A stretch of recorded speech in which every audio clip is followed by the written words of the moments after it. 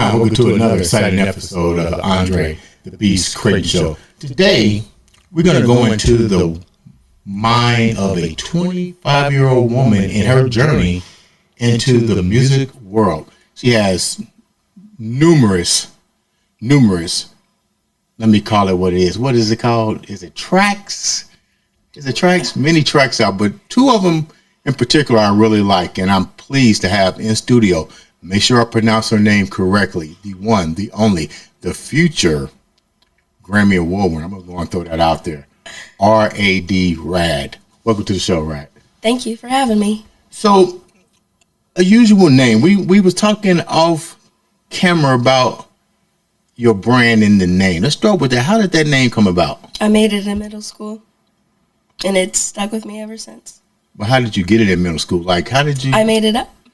I was saying everything is rad. Really? It's just stuck. What does rad mean? Like cool.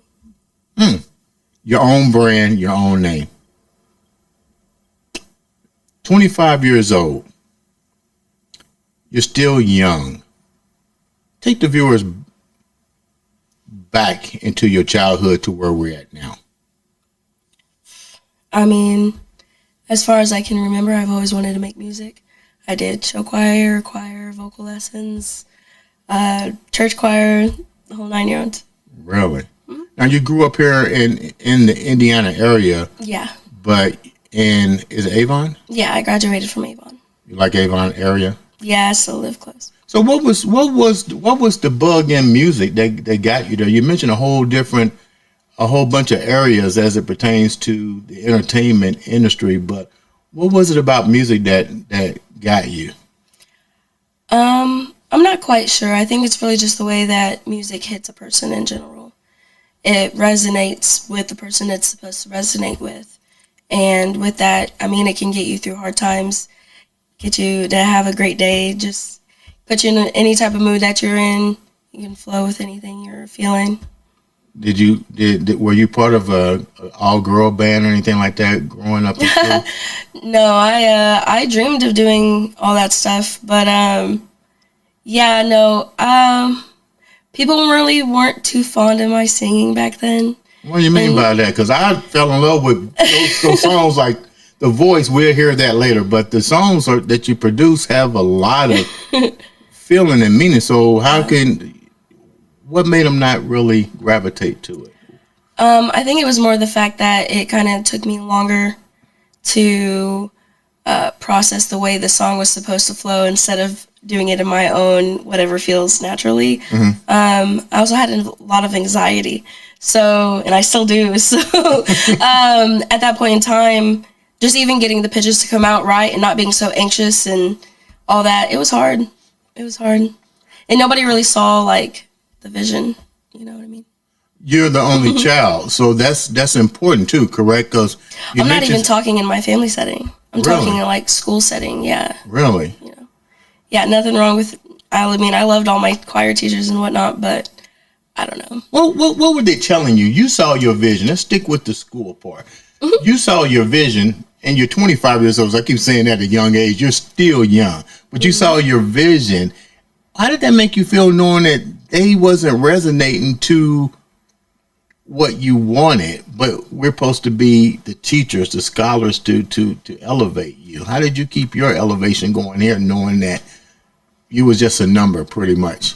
I mean, yeah, you got to also understand, like, I'm not the average looking musician, female musician. Like, I'm thick, I'm black, I'm got big hair, you know what I mean? And it was always like, even outside of school, it was always straighten your hair for the competition, because I did dance too. So it's, growing up back then, like at that point in time, I know that's not back then for you, but that's back then for me. Right. And for a lot of people my age, at that time, things weren't as diverse as they are, as accepting as they are now. You know what I mean? And you went to Avon, so you talking about diverse. Like, wow, what was that like in Avon? There's not many of us in now it is, but when I was growing up, we wasn't in Avon. I'm being straight up. Right. We was not nowhere in Avon, but now times have changed. But have they really changed? Did you run through What were some of the tough times that you had in Avon? Well, I think this tough time just started in Decatur Township. Okay. Which is where I went before I went to Avon. But I mean, it's the same thing in both places. People aren't used to curly hair. Just off back, people aren't used to curly hair. So I feel like I was kind of outcasted to start with that. Mm-hmm. You know what I mean? I'm not trying to backlash on Avon or anything. You know what I mean? Yeah. But you look different, you get treated different. You don't fit into the popularity or the basics or whatever. My mom didn't have a lot of money growing up either, so I had holes in all my clothes. How did that make you feel when you focused on something too? That you had to straighten your hair, you had to look a certain way to even be, quote unquote, to fit in to events that you were part of. I mean, how did that resonate with you when you were by yourself, when you was away from the crowd, when you was away from your mom and your dad? I mean, I've always struggled a lot with self-image, mostly because of the basic bullying that all of us do go through in one way or another. I think that a lot of that kind of just soaked into my brain. I mean, I was an only child. I spent a lot of time by myself. So there wasn't really anyone to bounce ideas off of or talk about certain things about. So I think it kind of just sunk in my head. And that's what Dawn's about. It's about going back to the start and figuring out where I kind of lost myself before I even found myself. At what point of your life did you kind of lose it? I listened to Dawn. I listened to both of those songs, and I like the fact that it told a story, and I can kind of put myself in your shoes while listening to that. But about what age did you go down that rabbit hole, and then about what age did you come out of the hole? Well, I mean, if we're being fair, I've probably been there since second grade, and I'm still at the tippy top. Trying to get out? Yeah. You mentioned your mom. You have a close relationship with your family? I do. Your mom and your dad? Yeah. I'm close with both of them. My dad lives in Hammond, Indiana, and my mom, I was with her. You mentioned that you really didn't have an ear as you was going through these things. Did your mom and dad know, or did you keep all of the pain inside totally? I pretty much kept it all inside, and then I was 12 years old in middle school. Was starting, and I talked about Mom, I need to get some antidepressants, and so I got on antidepressants. What are you talking about? Yeah, no, it was a whole thing. But eventually she realized it did help, and I think that it did help for a certain amount of time. At 12 years old, how in the heck do you know how to diagnose yourself as depressed? I mean, if you simply don't want to be alive every day, I think that. So you was having suicidal. Along. I mean, I never really acted on anything, but yeah, I mean, thoughts are crazy when you're just sitting with your thoughts. I know you said you was pretty much by yourself. Do you even think that there were other individuals as you was growing up, going through school and trying to find yourself that was going through the same thing? Oh, yeah. You was in. So there was a few of you guys shared the same emotions and feelings. I never really talked about personal life. I never really talked about home life or anything. When I was with my friends, I was with my friends. Focused on whatever we were doing, riding bikes, walking everywhere for no reason, finding a pond. Who did you test your music on? Because you still wanted to be an artist. Who did you test your music on, your skills? I made my first song last year. Really? Yes. How did that come about? Shoot. I started to meet some people that were in indie music scene, and, I was like, well, I've been holding back for so long, I might as well try. Right. When you gave them this sample of the song, what were their reaction to your music? Because you got your own style. You said earlier that you had to practice certain things with your delivery. What was their reaction to? What was their feedback when they first heard you? I think it's not really about the people that I first introduced my music to, though there were some good people that I've like known for a long time. But like the main people I introduced my music to, they weren't really crazy about it, you know. But as I've networked and met a lot more people, you know. So why wasn't they crazy about it? I mean, because you got to take notes. It's different. It's not for everybody, and that's perfectly fine with me. But you know, I don't know. I don't want to fit in. It's really that simple. I don't want to fit in. I want to resonate with the people that don't fit in. Okay. What is your style? What is your music style? And I get this all the time. And it's really, when it comes down to it, I'm just really influenced by a lot of people. Number one would be Mac Miller. If you listen to him, obviously he raps and does his thing, but he's a melody. He does like a melody kind of thing. You know what I mean? Mm-hmm. Like he's speaking, but it's a song. And that's kind of where I feel like my music fits into. But I mean, it's completely out of the box. I've gotten all sorts of different things. I've gotten 21 Pilots. I've gotten Sade. Like, I've gotten multiple things. Who are your favorite? You're 25 years old. Who are some of your favorite artists? Give me four and one. Okay. Back to Mac Miller. Okay. I've been listening to Mac Miller since 2008. I've always resonated with how down to earth his music is. Obviously, he's got his party songs, but he's himself unapologetically. And I did not say that right, but that's okay. And then I want to go with I'm gonna throw in 21 Pilots. I listened to them a lot growing up, and they're completely different than you know. They do some type of like emo rap. Yeah, I love it. I think it's great.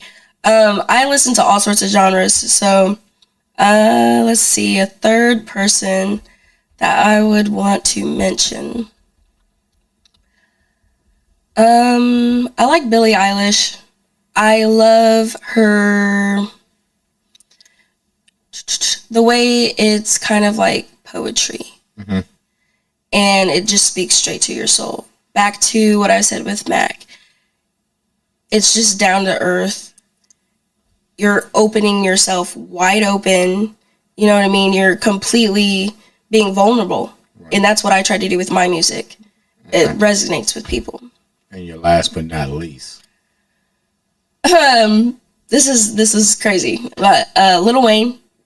What's wrong with Lil Wayne? I like Lil Wayne. I mean, I sound nothing like Lil Wayne, but I love Lil Wayne. So how much of all of these four do you bring into your music? A little bit of pieces of all of them, sort of. Yeah, I feel like with all of them, it's kind of just more so inspirational to continue to be myself, because they have so many haters. All of them. Mm-hmm. All of them have so many haters, but all of them also have their people. You know what I mean? And that just alone inspires me, because all of them have their own sounds. They do their own thing, as far as I'm concerned. You had a tragic accident, 2020, 9-car semi. Mm-hmm. Had to be totally life-changing. Yeah, that was crazy. Tell me about that. We were headed to church, and at the time it's crazy because the drummer of Korn and his daughter were coming to church to... Okay, of Korn? Korn, yeah, it's a band. It's a heavy metal band. I like Korn. Yeah, so he was coming to talk about his confession. And what do you know about Korn? You're 25 years old. What do you know about Korn? I know a little bit. But they were coming to church, so pretty much the line was backed up off the interstate. I'm pretty sure it was. Semi guy was like, yeah, I was just putting down my coffee type deal. But he killed a whole car of people, so, I mean...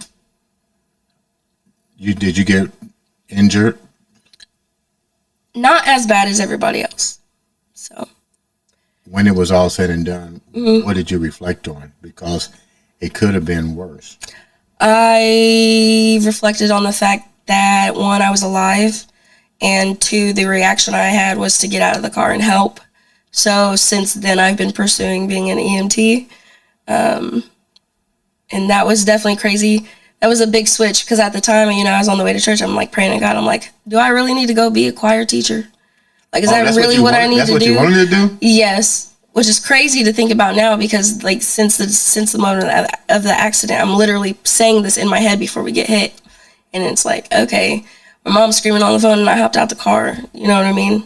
And I didn't even realize I was injured until after it was all said and done. Because you was busy helping other people on the scene. Yeah, I didn't. Life is crazy. Think about it. So when did the EMT set in? Like after you had a chance to realize that you're safe, everybody else is? I didn't take any time to heal. I instantly got a job working as a pizza delivery driver, and then I instantly signed up for my EMT class. Really? You had no questions in your mind. The EMT was the way to go? Yeah. Really? That's unusual. Like totally unusual. So are you still taking courses to be an EMT? I have finished my course. I am working on passing the state test at the moment. You're passing. God willing. How's it going to fit in with your music? Because you still have that strong passion for music as well. I'm actually with, can I say my company? Yeah. Okay, so I'm with Transcare Ambulance, and they're actually extremely supportive of everything that I do. Hey, if they're supportive, hey, just give them a shout out. I like that. Yeah, no, Transcare Ambulance Company, hire us. Yeah, they're giving you an opportunity. Hey, go for it, man. Yeah. Most companies don't even do that. They pretty much said that if my music does blow up, they still want me to stay, whether it's just a couple shifts or not. So Awesome. What are some of the struggles that you've had? We hear it now in the music industry. We hear the word independent artists, and we've had a lot of great independent artists on the show, from Forecast to 12 to Kelsey Marie to Ali E. I mean, they've all graced this stage with their presence, and I've seen Damon Carr. I've seen all of these guys blow up under the MECAP label, and some are independent artists. What exactly is are you an independent artist, or are you under a label? And if you're under a label, why did you go with that label? And if you're independent, why are you going independent? I'm currently independent because I haven't really got both my feet in the door. I mean, I've only been doing this a year and a half now. Mm-hmm. So I'm still trying to network and get to know everybody, and really it's about meeting people that see my vision. And I have been meeting a lot of people that see my vision, and that's wonderful. You keep saying that vision. What is the vision? What's your vision? What is the vision? I think it's really just about finding my audience that resonates with me, and really feel what I'm saying in my music. Like I said, it's not for everybody. So I'm an energy person, I believe in like vibes and wavelengths and all that. So I'm on my own vibe, I'm on my own wavelength, and sometimes people just happen to come visit. What are some of the difficult things that you had to endure? We hear a lot. Uncle Sid jams through a music convention to help young artists. He does it every year here in Indianapolis. Shouts out to the MECAP label and Uncle Sid's jams for that. I listen to a lot of artists and their struggles to try to elevate, and a lot of it has to do with brand and marketing, and basically reinvesting in your own self. How do you feel about that? Is that a difficult task for you at such a young age? Because you're still trying to it takes money to make money. It does. What do you think about that? How has that affected you? I'm still figuring it out, but I do a lot of things. I also curate shows, and I do photography, so that does bring in some money. And then I do shows regularly also, so working on getting paid for those shows. My mom is very supportive. My whole family is, actually. They helped me get a studio set up in my house, so I've got a whole bunch of people backing me up. Wow. What's your dream? What's the, if you had to pick the biggest dream right now, what would it be? The biggest dream. See, and this is where it goes back to that vulnerability. Okay. I think it would just be to go on tour one day. With who? With who? Yeah. Like who on the tour? Yeah. I mean, if I could open up for Lil Wayne one day, that'd be dope. But I we feel got like the hashtag Lil Wayne and the other guy. I don't know if he'd love my vibe, but you know, Mac Miller's passed. If that's who you're talking about, yeah, Mac Miller's passed. Yes, he passed in. Nope, I'm not even gonna say it because I'm gonna end up saying it wrong, and I'm not gonna. Okay. I believe it was 2018. But still going on tour with Lil Wayne would be. That'd be insane. Totally awesome. Two different type of genres. Oh yeah. And he does mess with so many different genres. Like we could do something. On a more sensitive note, you shared with me off camera the passing of your significant other, boyfriend or whatever. How did that change your perspective on life at 25 years old? He actually passed in 2021. So at that point in time, I was 22. Or going to be 22 soon. Life's short. And we don't get second chances. And I think that it is the worst lesson that I've ever had to experience. But it definitely made me step back and realize, like, what do I want to do with this one-time shot of a life that we all have. I don't want to not pursue my dreams. I want to shoot for all the stars. You know what I mean? So was he real supportive of your dream? And look, I shoved making music so far down back in high school, like that. It wasn't even a thought anymore until I really thought about it last year, and I was like, life's too short. But it really did take that amount of time for me to like get out of the fresh funk of losing him. You know what I mean? When the song that I was playing and you said that was dedicated for him, what were some of the words in there that really resonated with you and him together? Dawn wasn't dedicated to him, but it did resonate with him in the aspect of where I found myself lost in the dark. At that point in time when he passed away, I kind of shut down. I was angry at the world, you know what I mean? My religion fell off, the whole 9 yards. And I think bringing myself back up from that has been one of the worst things that I've had to do so far. But I already know he would have been supportive. Who held your hand through this? You know, coming out of that dark, or was this just a complete solo? I mean,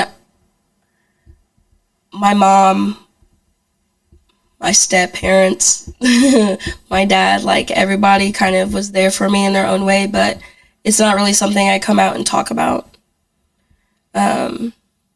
I don't really feel like there's anything that could be said or done to fix the pain that comes from that. It just is. And it's more of coping with it along the way and finding ways to cope with it on a daily basis because it never goes away. What do you like most? Writing, performing? Or helping you can others? Stop. Oh, wait. Oh, helping others. He got you. Oh, crap. He had to do me like that. Oh, man. You know what? I'm going to trick you. No, don't. Because I've gotten thank yous after performing. People have come up to me and told me they needed that, especially when I've done Dawn. I've had multiple people come up to me. You're going to perform a little bit of that. That song is really beautiful, and I play it constantly. And you can listen to that for free on the I Am Beast radio. The reason I said helping others was because your music, if you listen to it, it does impact and help others. I don't think you can, whatever you're going through, if you listen to your lyrics, it's going to take you to a particular moment in your life. Yeah. Yeah, I thought that was really and I cool. think that's the goal. One of the things I learned when I started making music is try not to make the lyrics suit to just me. Try to make it to where it can resonate with anybody that needs it. Is that what you was doing at first? With your music, making it where it was only resonating to you?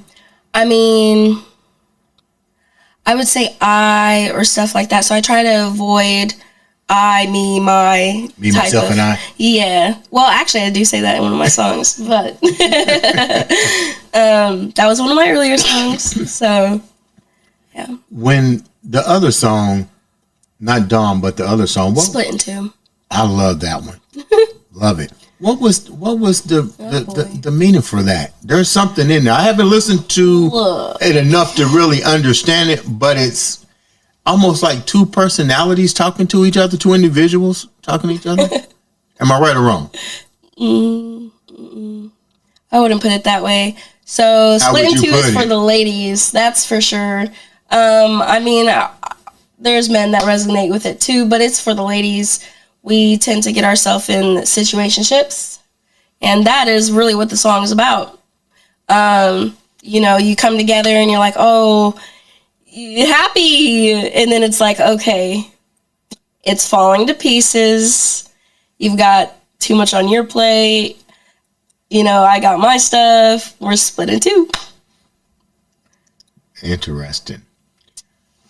Before we wrap up, and let me say thank you for taking the time to come on to the show and share such an emotional and heartfelt and inspirational story. What's the end game for you? 25 years old, the universe is wide open for you, but there's still obstacles that through the journey of life we still have to go through, and we can't never ask the answers and the questions as to why. But you're 25 years old. What's your end game? End game. So what, like a 5-year, 10-year? Give me a number, because that'll help. If I wanted to give you a number, because I see you doing things in the next year, but I give you 5 years. I give you 5 years. Okay, give me the 5-year so plan. 5 years, I'll be 30. Hopefully finishing a tour, on a tour, one of the two. I would like to have a family, you know, that whole thing.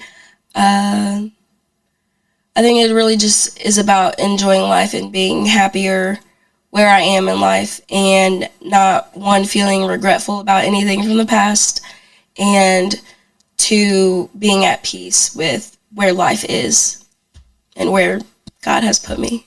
How can the viewers reach out to you, get for guest appearances, your music? How can the viewers get in contact with you? So I have Instagram. It's she's222rad. And then you can find my music under RAD on any platform you want. So yeah. Lead the viewers what keeps you in that beast mindset every single day you wake up.